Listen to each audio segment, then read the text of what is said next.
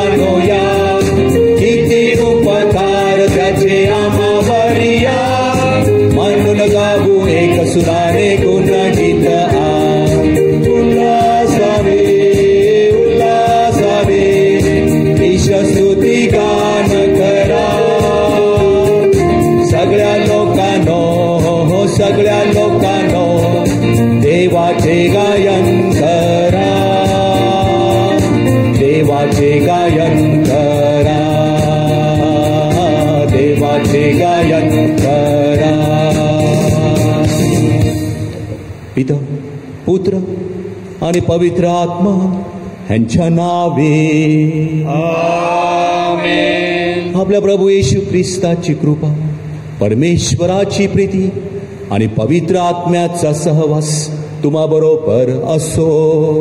आणि तुम्हा बरोबर सुद्धा.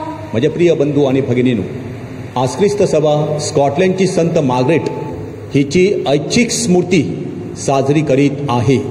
संत मार्गरेटने जसं गरिबावरती प्रेम केलं, आपल्या राणीपदाचा वापर गरिबांच्या सेवेसाठी केला, त्याचप्रमाणे आपण आपल्याला देवाने दिलेल्या सर्व दानाचा, श्रीमंतीचा, धनदौलतीचा वापर देवाच्याच गरीब लोकांवर करण्यास आपल्याला कृपा मिळावी. नाच्या मिसामध्ये प्रार्थना करूया.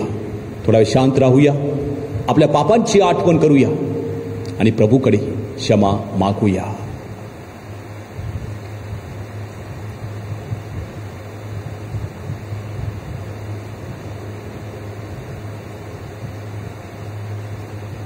सर्वशक्तिमान प्रभू परमेश्वराजवळ व तुम्हा बंधू आणि भगिनीजवळ मी कबूल करतो की कल्पनाने, शब्दाने, कृत्याने व गैरने मी फार पापे केली आहेत. माझा अपराध, माझा अपराध, माझा फार मोठा अपराध. म्हणून मी नित्यकुमारी पवित्र मरिया, सर्व देवदूत व संत यांना व तुम्हा बंधू आणि भगिनींना मी विनंती करतो की माझ्यासाठी आपल्या प्रभू परमेश्वराजवळ प्रार्थना करा. सर्व समर्थ प्रभू परमेश्वर आम्हावर दया करो, आमच्या पापांची आम्हाला क्षमा करो आणि आम्हाला सार्वकालिक जीवनाकडे नेवो. आमेन.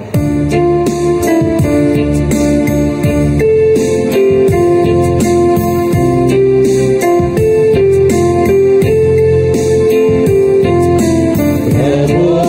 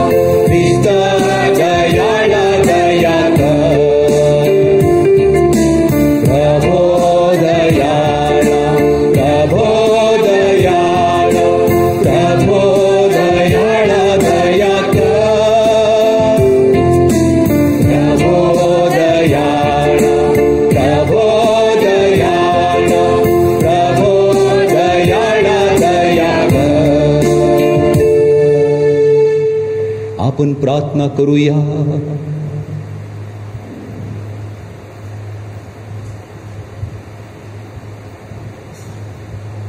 हे प्रभू, तू स्कॉटलंडच्या संत मार्गरेट हिच्या अंतकरणात गरिबांविषयी विशेष प्रेम निर्माण केलेस. आम्ही तिचे अनुकरण करावे व तुझ्या चांगुलपणाचे जिवंत चिन्ह बनावे म्हणून तिच्या प्रार्थनेमुळे आम्हाला सहाय्य कर. ही प्रार्थना आम्ही तुझ्याबरोबर पवित्र आत्म्याच्या ऐक्यात सर्व काळ जिवंत राहणारा व राज्य करणारा एकच परमेश्वर, तुझा पुत्र आमचा प्रभू येशू ख्रिस्त ह्याच्याद्वारे करतो. आमेन.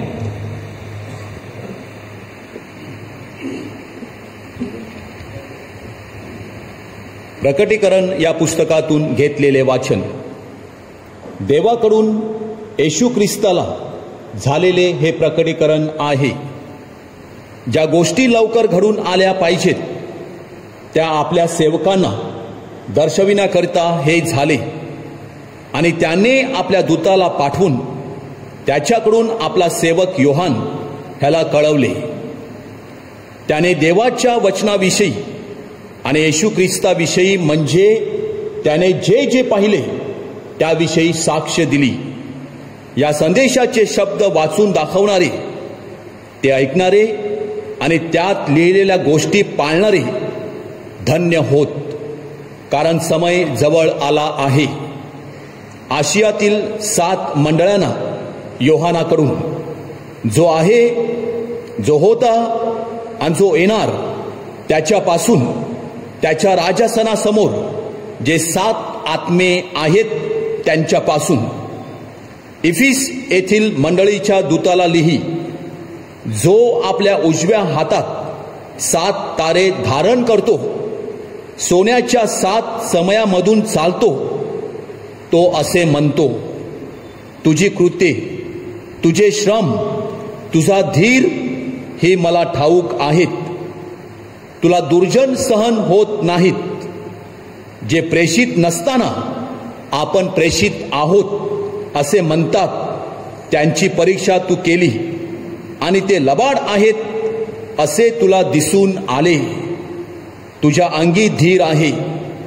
माझ्या नावामुळे तू दुःख सोसले आहेस आणि तू खचून गेला नाहीस, तरी तू आपली पहिली प्रीती सोडली. याविषयी तुला दोष देणे मला प्राप्त आहे. म्हणून तू कोठून पतन पावला आहेस त्याची आठवण कर आणि पश्चाताप करून आपली पहिली कृत्ये कर. हा प्रभूचा शब्द आहे. देवाचे आभार मानूया. प्रतिसाद स्तोत्र. विजयी जनांना मी जीवनाच्या झाडावरील फळ खायला देईल.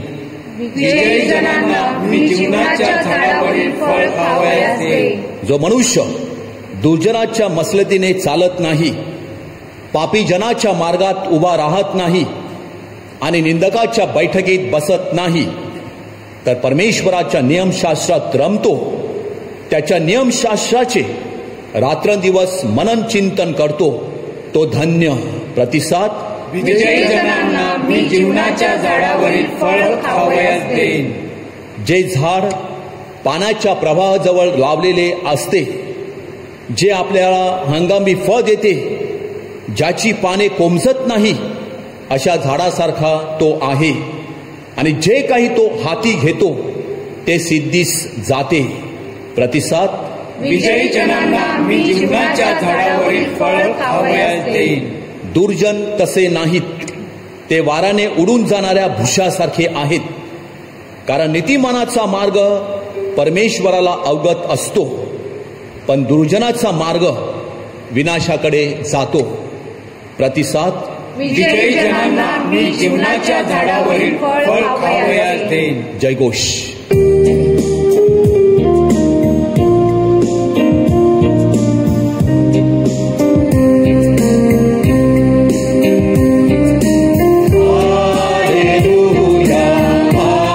Hallelujah, hallelujah.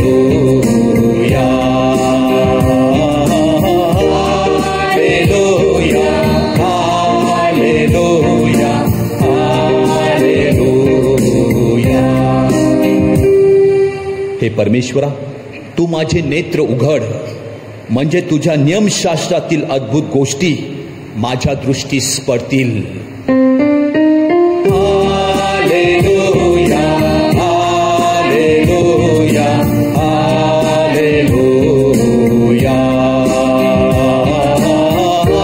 Hallelujah, hallelujah, hallelujah. प्रभू तुम्हा बरोबर असो आणि तुम्हा बरोबर सुद्धा. संत लूक लिखित शुभ वर्तमानातून घेतलेले वाचन. हे प्रभू तुझा गौरव असो. येशू यरीहो जवळ आला तेव्हा एक आंधळा भीक मागत वाटेवर बसला होता. त्याने जवळून चाललेल्या लोकसमुदायाला त्यांचा आवाज ऐकून विचारले, हे काय आहे? त्यांनी त्याला सांगितले, येशू नाझरेतकर जवळून जात आहे. तेव्हा तो ओरडून म्हणाला, अहो येशू, दाविदाच्या पुत्रा, माझ्यावर दया करा. तेव्हा त्याने गप्प राहावे म्हणून पुढे चालणाऱ्यांनी त्याला दटाविले. तरी तो अधिकच ओरडून म्हणाला, अहो येशू, दाविदाच्या पुत्रा, माझ्यावर दया करा. तेव्हा येशूने उभे राहून त्याला आपणाकडे आणण्याची आज्ञा केली. तो जवळ आल्यावर त्याने त्याला विचारले, मी तुझ्यासाठी काय करावे म्हणून तुझी इच्छा आहे? तो आंधळा म्हणाला, प्रभो, मला पुन्हा दृष्टी यावी. येशू त्याला म्हणाला, तुला दृष्टी येवो, तुझ्या विश्वासाने तुला बरे केले आहे. तत्क्षणी त्याला दृष्टी आली आणि तो देवाचा महिमा वर्णित त्याच्या मागे चालू लागला. तेव्हा सर्व लोकांनी हे पाहून देवाचे स्तवन केले. प्रभूचे हे शुभ वर्तमान. हे ख्रिस्ता तुझी स्तुती असो. माझ्या प्रिय बंधू आणि भगिनीनो, आम्ही सेमिनरीमध्ये शिकत होतो. शनिवारी आणि रविवारी आम्ही वेगवेगळ्या पॅरिशमध्ये जायचो. रविवारच्या दिवशी दुपारचं काम संपल्यावर आम्ही संध्याकाळी घरी व्हिजिटला जायचो. घरच्या लोकांना भेटायचो, रात्रीचं जेवण करायचो आणि रात्री 9-9:30 वाजता गाडी पकडून आम्ही पुन्हा गोरेगावला जायचो. आपल्या वसईला आलेले आपले वसईचे ब्रदर आम्ही प्लॅटफॉर्मवरती एकत्रच भेटायचो. कोण विरारवरून चढायचा, कोण नाला सोपाऱ्यावरून, तर कोण वसईवरून. जेव्हा आम्ही प्लॅटफॉर्मवरती यायचो तेव्हा काही लहान मुलं, काही मोठी माणसं, काही भिकारी भिक्षा मागायचे. एक दिवस असंच एक मुलगा जो 14-15 वर्षाचा होता, धडधाकड होता, तो आमच्यापैकी एका ब्रदरकडे भीक मागायला आला. तेव्हा आमच्या एक ब्रदरने त्याला सांगितलं, अरे तू मस्त दिसतोस, चल आमच्या सेमिनरीमध्ये, आमच्या सेमिनरीमध्ये खूप काम आहे, तुला आम्ही सेमिनरीमध्ये कामाला ठेवतो, तुला तिकडे खोली मिळेल आणि तू आमच्या सहवासामध्ये राहशील, तुझे गरिबीचे दिवस जातील. पण तो याला तयार झाला नाही. आम्ही खूप सांगितलं, पण माझ्या प्रिय बंधू आणि भगिनींनो, त्याला भिक्षा मागण्यामध्येच आनंद वाटत होता आणि म्हणून तो आमच्या जोडीला आला नाही. येशूच्या काळामध्ये अनेक असे भिकारी असायचे. ते सुद्धा काही भिकारी बदलण्यासाठी तयार नव्हते. त्यांना भीक मागण्याची सवय लागली होती. परंतु काय भिकारी होते, त्यांना बदलायचं होतं, त्यांना जुनं जीवन सोडून द्यायचं होतं आणि नवीन जीवन जगायचं होतं. त्यामधलाच हा एक भिकारी. हे लूकचं शुभवर्तमान आहे. या लूकच्या शुभवर्तमानामध्ये त्या भिकाराचं नाव नाही. मत्तेच्या शुभवर्तमानामध्ये 2 आंधळे येशूला हाक मारतात आणि मागच्या शुभवर्तमानामध्ये एक भिकारी हाक मारतो, पण त्याचं नाव दिलेलं आहे बर्तिमय. ते काही असो, नाव काही असो, परंतु हा आंधळा, हा भिकारी विचारतो की काय चाललेलं आहे, हा गडबड गोंधळ कशाला. तेव्हा कोणीतरी त्याला सांगितलं, नाझरेतकर येशू जवळून चाललेला आहे. कदाचित त्याने ऐकलं असेल की येशू आंधळ्यांना दृष्टी देतो, मुक्यांना वाचा देतो, बहिऱ्यांना कान देतो, मेलेले जिवंत करतो, लंगडे चालते करतो. आणि म्हणून त्याने येशूला हाक मारली असेल. पण पहा, सगळे त्याला सांगतात नाझरेतकर येशू जवळून चाललेला आहे. आणि तो काय हाक मारतो बघा, हो दावीद पुत्र येशू, माझ्यावर दया करा. त्याला कोणी सांगितलं हा दाविदाचा पुत्र आहे? तो तर आंधळा आहे. त्याने काय वाचलं होतं? तो काय देवळामध्ये गेला होता? तो काय भाषण ऐकायला गेला होता? तो तर भिकारी, आंधळा. त्याला कोणीतरी रस्त्याच्या बाजूला आणून सोडायचे, संध्याकाळी घेऊन जायचे. तो दावीद पुत्र का म्हणतो? आपल्या सर्वांना ठाऊक आहे, कारण संदेश त्याने सांगितलं होतं की दाविदाच्या घरामध्ये त्याचा जन्म होणार. पण माझ्या प्रिय बंधू आणि भगिनो, हा आंधळा ज्याला माहीत नसताना तो येशूला दावीद पुत्र म्हणतो. आता दावीद पुत्र का म्हणतो? दावीद हा राजा होता. प्रभू येशू ख्रिस्ता जन्मा अगोदर 1 वर्षा अगोदर त्याचा जन्म झाला होता. त्याचं इस्रायलमध्ये राज्य होतं. तो राजा होता. दावीद पहिला मेंढपाळ होता आणि मग तो इस्रायलचा राजा झाला. पण दाविदाच्या काळामध्ये त्याच्या राज्यामध्ये संबंधता होती. त्याच्या राज्यामध्ये श्रीमंत होती. त्याच्या राज्यामध्ये कोण श्रीमंत नाही, कोण गरीब नाही. सगळ्यांना न्याय मिळायचा, सगळ्यांना बघितलं जायचं. आणि त्याचं राज्य प्रेमाचं, शांतीचं, सलोख्याचं होतं. आणि प्रिय बंधू आणि भगिनो, येशू ख्रिस्त सुद्धा स्वतःला काय म्हणतो? मी मेंढपाळ आहे. आणि तो सुद्धा त्या दाविदासारखा असेल, असणार आहे आणि राहणार आहे. आणि म्हणून तो आंधळा येशूला जणू काही आठवण करून देतो, ओ दावीद पुत्र, मज पाप्यावर दया करा, मज पाप्यावर दया करा. जर मी काही पाप केलं असेल मला क्षमा करा. असं तो येशूकडे कुमसार होतो. येशूला जोराने हाक मारतो. माझ्या प्रिय बंधू आणि भगिनीनो, कधी कधी आपण प्रार्थनेला येतो, कधी कधी आपण बाहेर उभे राहतो, आपल्याला हात वरती करणे लाज वाटते, आपल्याला गुडघे टेकणे लाज वाटते. जोराने ओरडणे तर सोडाच, उलट जे जोराने ओरडतात येशूच्या नावाने, आपण काय सांगतो? यांना वेळ लागलेला आहे. किती गडबड गोंधळ करतात, किती टाळ्या मारतात. ह्याने तर रस्त्यावरती येशूला हाका मारल्या. बघा, लोकांनी सुद्धा त्याला तर सांगितलं, ए चुप, बोलू नकोस. तरी तो मोठ्याने आणखीच म्हणतो. म्हणजे येशूसाठी तो लोकांची बोलणी सुद्धा ऐकायला तयार आहे. आणि म्हणून येशू थांबतो, येशू परत येतो. त्याने मारलेली हाक नुसती हाक नव्हती, तर प्रभू येशू ख्रिस्ताला च्या हृदयाला साथ घालणारी, येशूचं हृदय वितळविणारी अशी त्याची आर्ध किंकाळी होती. ती येशूच्या हृदयाला भिडली आणि म्हणून येशू परत आला. आपण येशूकडे प्रार्थना करतो, येशू माझी प्रार्थना ऐक. पण येशू ख्रिस्त त्याला म्हणतो, मी तुझ्यासाठी काय करावं अशी तुझी इच्छा आहे. प्रियबंधू आणि भगिनीनो, तो म्हणतो मला दृष्टी प्राप्त व्हावी. कशासाठी दृष्टी? त्याला अंतर्दृष्टी होती. त्याने हृदयाने येशूला ओळखलं होतं. पण त्याला दृष्टी मिळाली तेव्हा तो घरी परत गेला नाही, तर देवाचा महिमा वर्णित येशूच्या मागे चालू लागला. येशू अनेक वेळेला आपल्यावरती अनेक उपकार करतो, केलेले आहेत. आपल्याला चांगली मुलं बाळं दिलेली आहेत, आपला चांगला संसार चाललेला आहे. आपल्याला येशू ख्रिस्ताने अनेक वेळा मरणातून वाचवलेला आहे, आपल्याला साथ सोबत दिलेली आहे. पण माझ्या प्रिय बंधू आणि भगिनो, गरज सरो आणि वैद्य मरो अशी आपली परिस्थिती होते. आपण सगळे विसरतो आणि त्याचा महिमा गाण्यास कमी पडतो. पण हा आंधळा आपल्याला आज आदर्श घालवून देत आहे की तुम्हाला येशूने बरं केलं आहे, येशूने तुम्हाला जीवन दिलेलं आहे, येशूने तुमच्यावर उपकार केलेले आहेत. त्याला जोराने हाका मारा, प्रभू येशू मज पाप्यावर दया कर, कारण मी तुला विसरतो. तू माझा प्रभू आहे, तारणारा आहे, हे मी विसरतो. पण माझ्या प्रिय बंधू आणि भगिनो, स्कॉटलंडची संत मार्गरेट विसरली नाही. 1646 मध्ये जन्म झाला आणि 1693 मध्ये म्हणजे वयाच्या 47व्या वर्षी ती मरण पावली. त्या काळी इंग्लंडचा राजा एडमंड ह्याची ही नात होती. प्रियबंधू आणि भगिनो, तिचं बालपण हंगेरी राजाच्या राजदरबारामध्ये गेलं. तेव्हा हंगेरीवर इंग्लंडचं राज्य होतं. तिच्या वडिलाला राजा एडमंड ह्याने इंग्लंडला बोलावून घेतलं. तेव्हा ते इंग्लंडला गेले.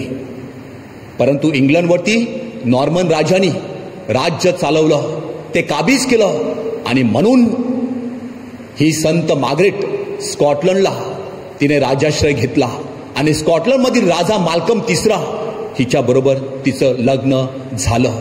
ती राणी झाली.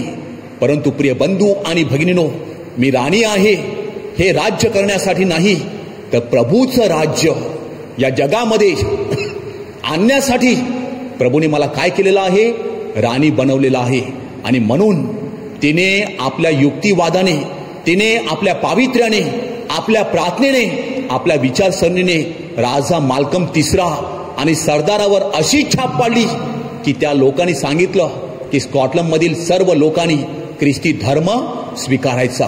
ही राणी स्वतः जिथे तिचे धार्मिक परिषदा भरत असत त्या ठिकाणी हजर राहत असे, सहभागी होत असे.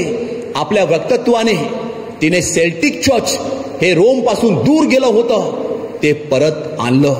अनेक ख्रिस्त मंदिरे, अनेक मठाचा पाया तिने घातला. अनेक गुलाबांना मुक्त करण्यासाठी तिने सडळ हस्ते दानधर्म केला आणि स्कॉटलंड राज्यामध्ये लोकांना चांगला न्याय मिळावा, त्यांच्यावर दया व्हावी म्हणून न्याय आणि दया ह्याचा सुरेख संगम घातला. प्रिय बंधू आणि भगिनींनो, ती स्वतः रोज अशी प्रार्थना करीत असे की प्रार्थनेमध्ये दंग होत असे. भोजनानंतरची प्रार्थना जी तिने लिहिली होती ती प्रार्थना अनेक वर्ष म्हटली जायची आणि त्या प्रार्थनेला संत मार्गरेटचा आशीर्वाद अशी प्रार्थना म्हटलं जात असे. रोज ती आपल्या पतीला घेऊन 300 गरीब आणि भिकारी लोकांना जेवण घालीत असे. ते पण कुठे? आपल्या राजवाड्यातील राजदरबारामध्ये. तिला 8 मुलं झाली होती. 8 मुलापैकी 2 व्रतस्थ भिक्षुकाचे जीवन जगू लागले.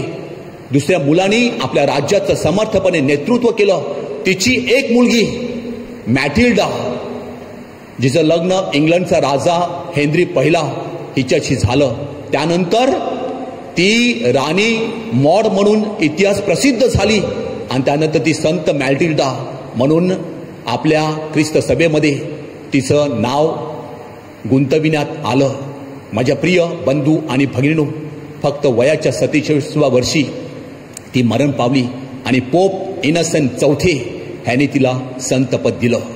तिने आपल्या राणीपदाचा वापर गरिबांसाठी, तुम्ही प्रार्थना ऐकली की नाही सुरुवातीची, की तिने गरिबावर एवढं प्रेम केलं की त्यांच्या दुःखामध्ये ती सहभागी झाली.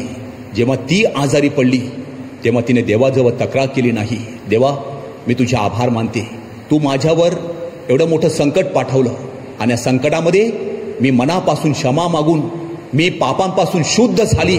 आता मी तुला खऱ्या अंतकरणाने स्वर्गामध्ये पाहू शकते, असं तिचं वाक्य आहे. आणि हसत हसत तिने या जगाचा निरोप घेतला. प्रिय बंधू आणि भगिनींनो, जगामध्ये ती डोळस म्हणून राहिली आणि मरताना सुद्धा प्रभू येशू ख्रिस्ताला पाहण्यास स्वर्गात संत म्हणून तिचं नाव गुंतविण्यात आलं.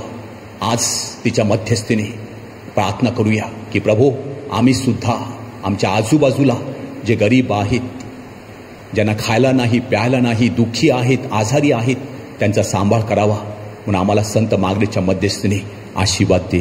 आमेन.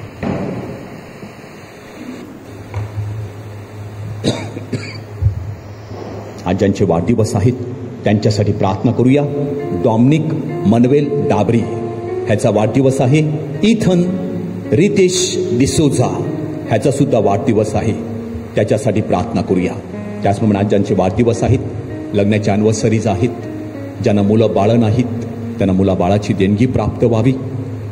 जे करोनाग्रस्त आहेत ते बरे व्हावेत. हे करोना महामारीचं संकट दूर व्हावं.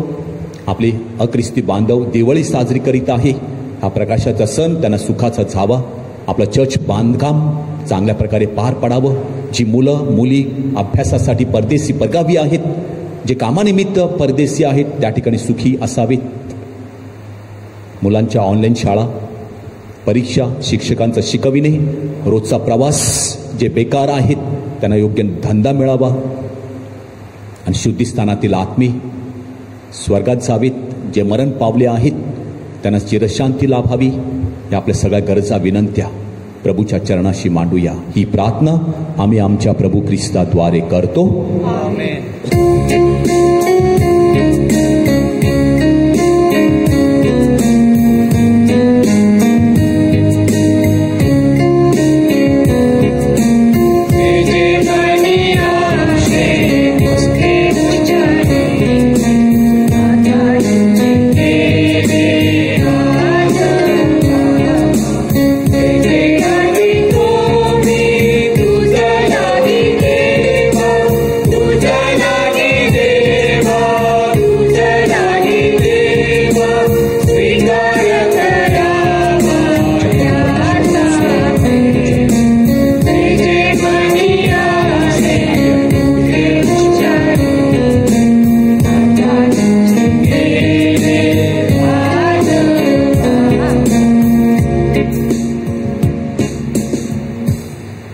बंधू आणि भगिनीनो, माझे आणि तुमचे हे बलिदान सर्व समर्थ प्रभू परमेश्वर पित्याला मान्य व्हावे म्हणून आपण प्रार्थना करूया.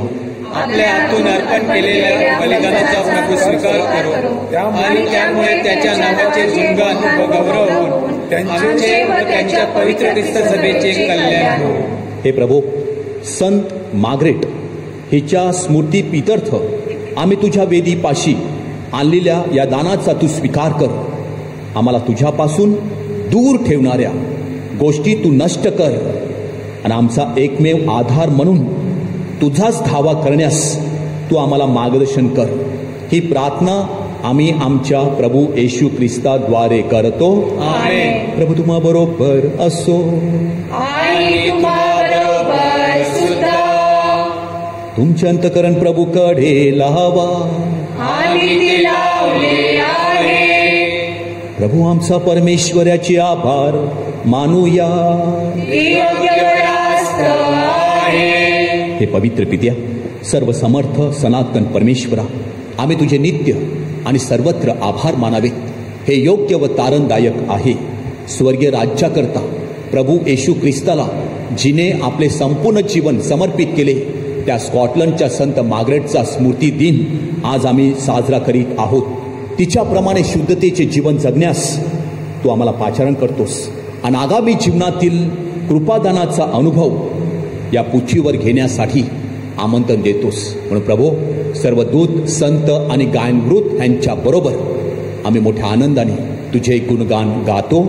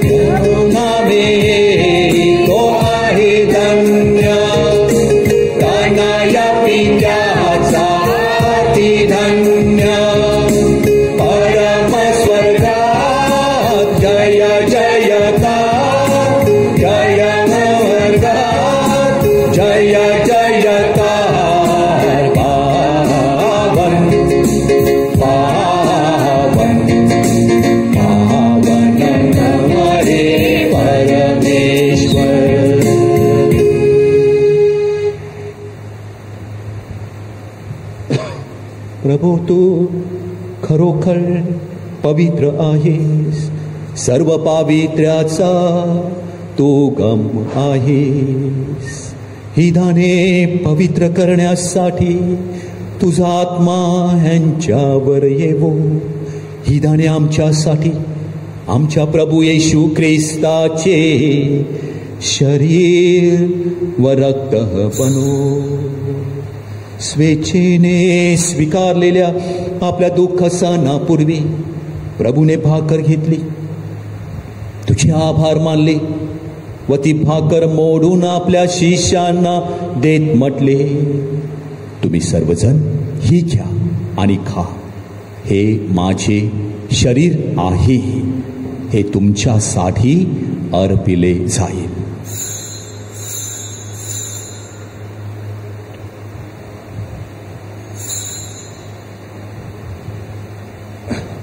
भोजन झाल्यानंतर प्रभूने प्याला घेतला, पुन्हा तुझे आभार मानले व तो प्याला आपल्या शिष्यांना दे म्हटले, तुम्ही सर्वजण हा घ्या व यामधून प्या, हा माझ्या रक्ताचा प्याला आहे, नव्या व शाश्वत कराराचे हे रक्त आहे, हे तुमच्या व साऱ्या मानवाच्या पाप क्षमेसाठी सांडण्यात येईल, हे माझ्या आठवणीसाठी करा.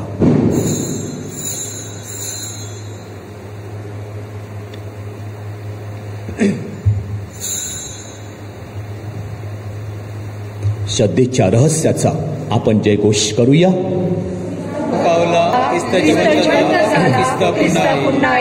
आमच्या प्रभू येशू ख्रिस्ताच्या मरणाच्या आणि पुनरुत्थानाच्या स्मरणार्थ हे पित्या, आम्ही तुला जीवनदायी भाकर हा तारणदायक प्याला अर्पण करतो.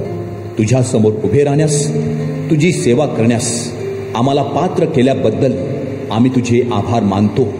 ख्रिस्ताचे शरीर व रक्त सेवन करणारे आम्ही सर्व पवित्र आत्म्याच्या कृपेने एक व्हावे असे आम्ही विनवितो.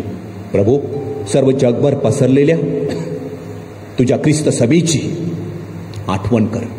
आमचे पोप फ्रान्सिस, आमचे बिशप फेलिक्स व इतर सर्व धर्मगुरू यांच्यासह आमची तुझ्या प्रेमात उत्तरोत्तर वाढ कर. मरणातून पुन्हा उठण्याच्या आशेने ख्रिस्ताठायी विश्रांती पावलेल्या आमच्या बंधू आणि भगिनीची तू आठवण कर.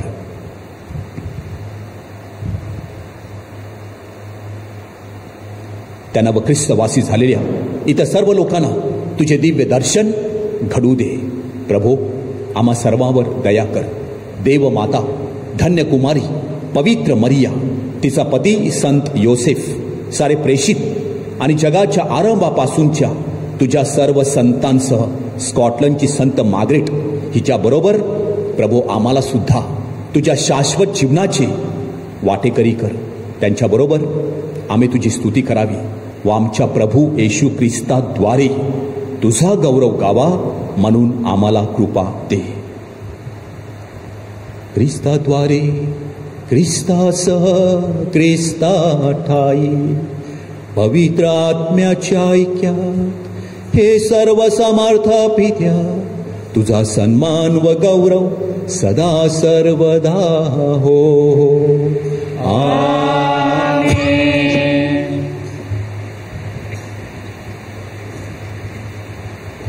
येशूच्या शब्दात परमेश्वराकडे प्रार्थना करूया.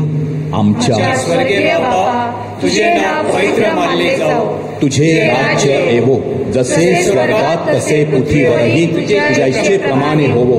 आमची दररोजची भाकर आज आम्हाला दे, आणि जसे आम्ही आमच्या अपराध करणाऱ्यांना क्षमा करीतो तसेच तू आमच्या अपराधांची क्षमा कर, आणि पण वाईटापासून आम्हाला सोड. हे प्रभू, सर्व वाईटापासून आमचे संरक्षण कर. या जीवनात तू आम्हाला शांती दे. आमच्या तारणाऱ्या प्रभू येशू ख्रिस्ताच्या पुन्हा येण्याची व शाश्वत जीवनाची मोठ्या आशेने वाट पाहत असता आम्ही सर्वजण तुझ्या दयेच्या साह्याने पापापासून दूर राहावे व सर्व संकटांपासून सुरक्षित असावे.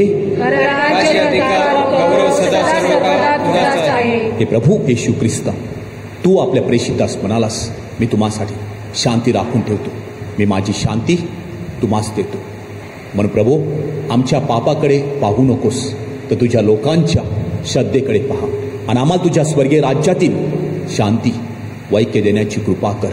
तू नित्य जीवी असून सदा सर्वदा राज्य करतोस. आमेन. प्रभूची शांती तुम्हा बरोबर सदा असो आणि तुम्हा बरोबर सुद्धा. आपण एकमेकास आपल्या प्रभूची शांती देऊया.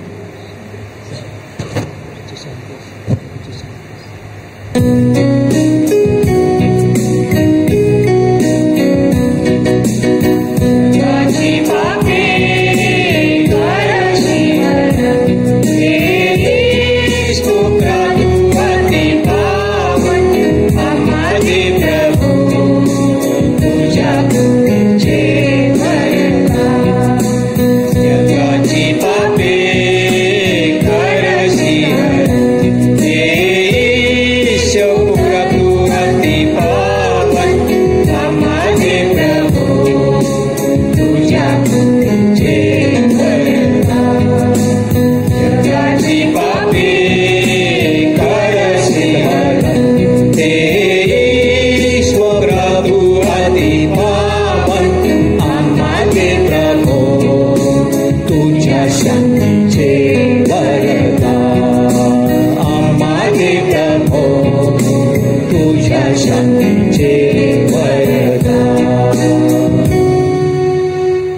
जगाची पापी दूर करणारे हे परमेश्वराचे कोकरू पहा, आपला प्रभू येशू ख्रिस्त.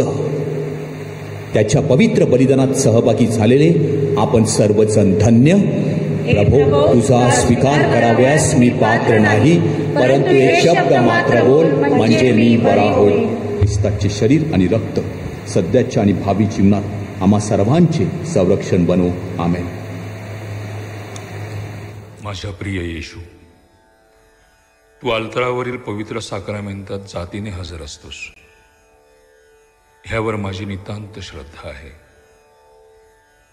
सर्वांपेक्षा माझे तुझ्यावर प्रेम आहे आणि माझ्यामध्ये तू यावा अशी माझी तीव्र इच्छा आहे.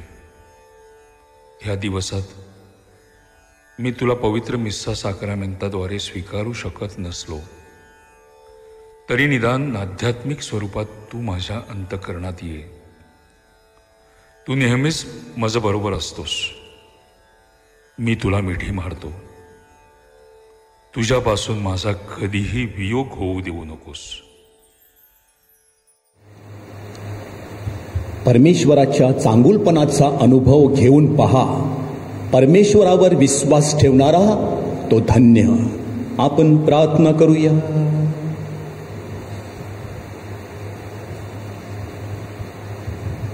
हे प्रभू, या पवित्र संस्काराच्या कृपा सामर्थ्याने आणि संत मार्गरेट हिच्या उदाहरणाने आम्हाला नेहमी प्रेमाने मार्गदर्शन कर. आम्हामध्ये सुरू केलेले सत्कार्य प्रभू येशू ख्रिस्ताच्या पुनरागमनाच्या वेळी परिपूर्ण व्हावे म्हणून आम्हाला कृपा दे. तो परमेश्वर असून सर्व काळ जिवंत राहतो व राज्य करतो. प्रभू तुम्हा बरोबर असो.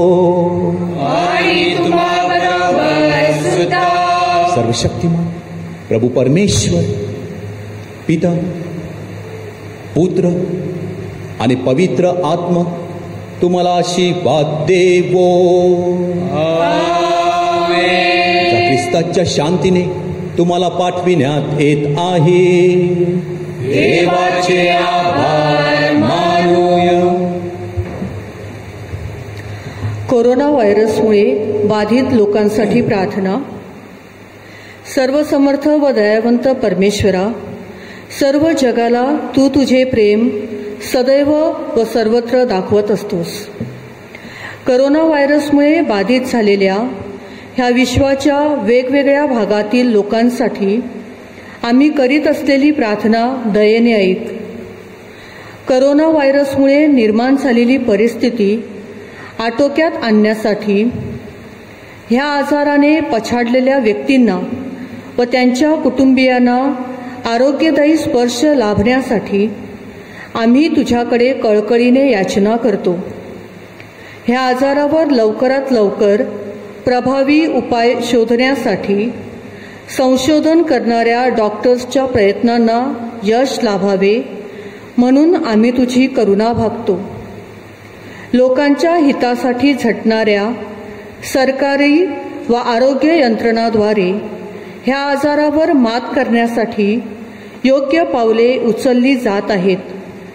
त्यांच्या फलद्रुपतेसाठी आम्ही प्रार्थना करतो. ही प्रार्थना आम्ही प्रभू ख्रिस्ताद्वारे करतो. आमेन. नमो मरिया कृपा पूर्ण तू आम्हाला नारी प्रभूचे सुंदरता. पावन मरिये देव माता तू आम्हा जवळी कर आता निरोग्यो समाई. एक सूचना आहे प्रिय बंधू आणि भगिनीनो, आपल्या सरकारने गव्हर्नमेंटने प्रार्थना स्थळं उघडायला सांगितलेली आहेत. परंतु जोपर्यंत बिशप हाऊसमधून सूचना येत नाही तोपर्यंत आपलं देऊळ आपण उघडणार नाही. त्या संदर्भामध्ये बिशप मीटिंग घेणार आहेत. आपली जी ऑनलाईन मिसा आहे ती ऑनलाईन मिसा अशीच चालू राहतील. काही लोक फोन करून विचारतात उद्या मिसा आहे का, मिसा आहे का. जोपर्यंत आम्हाला बिशप हाऊसमधून सूचना येत नाही तोपर्यंत देवळामध्ये मिसा नाही, देऊळ उघडलं जाणार नाही. जेव्हा सूचना येईल तेव्हा आम्ही तुम्हाला तसं प्रत्यक्षामध्ये कळवू आणि मगच आपली देवळं आपण उघडणार आहोत ह्याची आपण नोंद घ्यावी. धन्यवाद.